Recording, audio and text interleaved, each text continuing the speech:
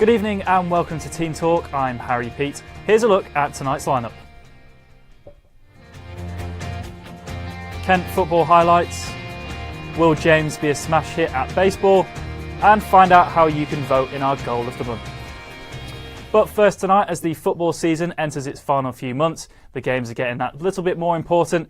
Here's Keelan Webster with a roundup of what happened. Tonbridge Angels hosted fellow playoff rivals Needham Margate in the Ryman Premier on Saturday, knowing a win could move them above their opponents to third in the table. It all started so well for the Angels as Ugo Odeji headed home after just 18 minutes. The home side doubled their advantage 8 minutes before the break. Nathan Elder rose highest to score his 50th in Angels colours. Just before the break, goalkeeper Antonio Di Bernardo picked up an injury, forcing goalkeeping coach Stuart Copeland into action. It was to be the start of a disastrous second half.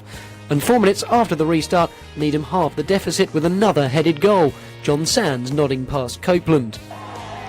The 2-goal lead was restored 3 minutes later though, as Mitchell Nelson's header was adjudged to have crossed the line.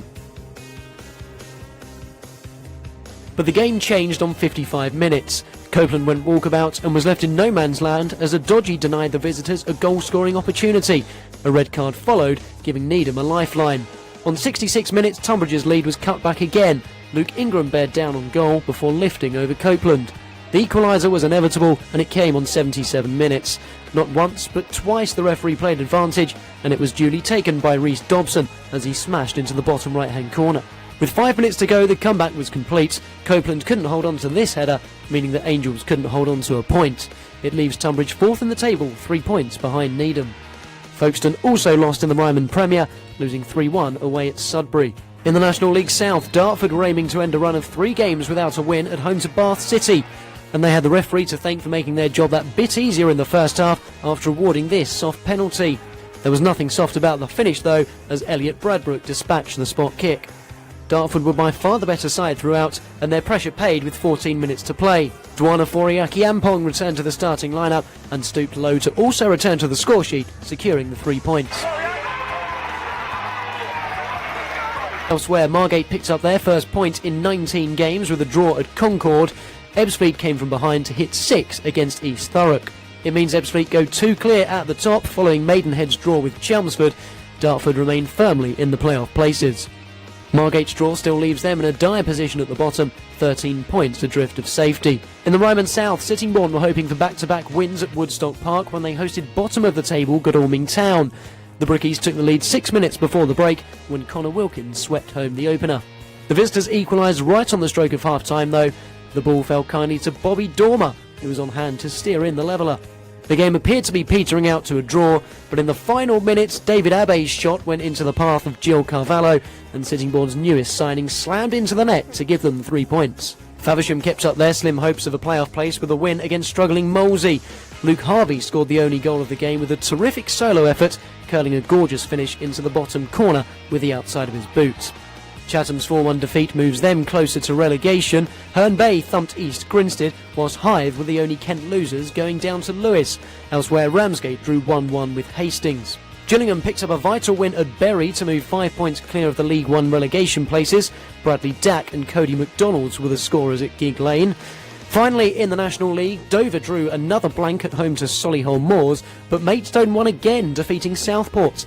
It leaves Dover in a precarious position in that final playoff spot, with the Whites facing the daunting prospect of 2 games without suspended top scorer Ricky Miller. And following their brilliant win at Dagenham in the week, Maidstone's 4-2 triumph means they are now 5 points clear of the drop. It was a good weekend for Kent's hockey sides as they get into the sharp end of the season. Holcomb's women closed the gap on top of the table Surbiton to 5 points with a comfortable 4-0 home win against strugglers Reading.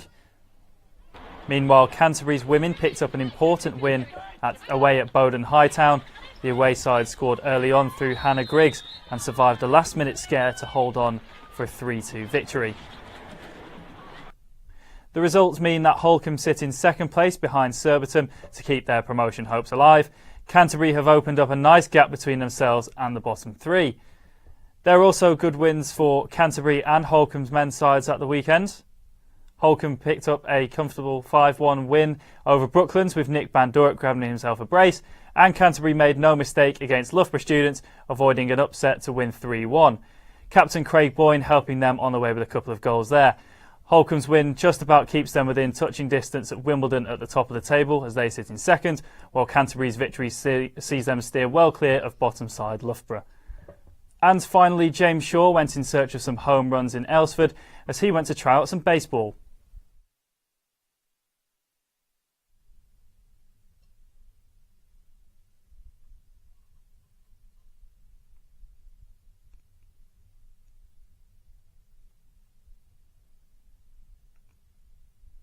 Sorry, I had a bit of problems there with that one. We'll see if we can get you that package later in the day. We have a Goal of the Month competition that we've got to bring to you. It's on our Twitter. You can find us at KM_Team Talk.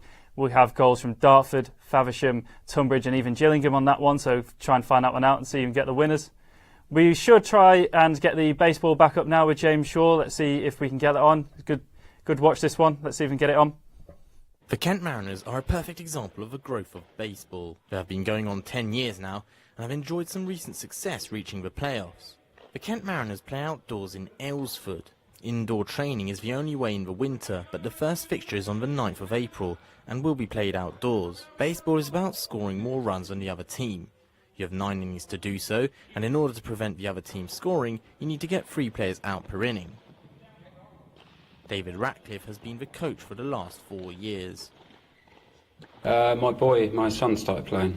Okay. We went to America and we went to watch a game and he got into it and we came back and we found a team in Tonbridge, a youth team, and he started playing for those. There's 4 league divisions split into Southern, Midlands and North, and there's around 50 clubs in the country. So it's quite a lot. There's, several hundred people playing every Sunday. James Pitcher is funny enough not the pitcher, but plays centre field and organises the team. Didn't really know much about baseball before I joined, but really enjoy it. It's a good team sport. It's a chance for everyone to get involved. Like I said, we're an amateur team, so we've got people with all abilities. And being general manager as well, I liaise with other teams, organising friendlies or sorting out the regular season games. So it's quite full on, but I do enjoy it. I decided to have a go and learn the techniques of baseball. I went to try pitching first, throwing some baby throws accurately enough to begin with.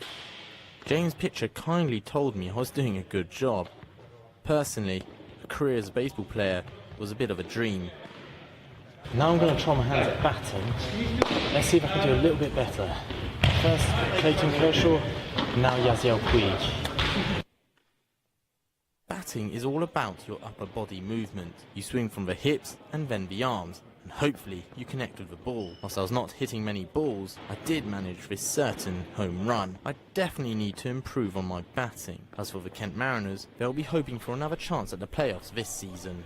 Better luck next time, James. That's all from us this evening. Sorry for the technical difficulties halfway through the programme there. You can see our Goal of the Month on our Twitter. You can find it at the handle KM_Team Talk. We'll have updates next week from the show. See you then. Goodbye.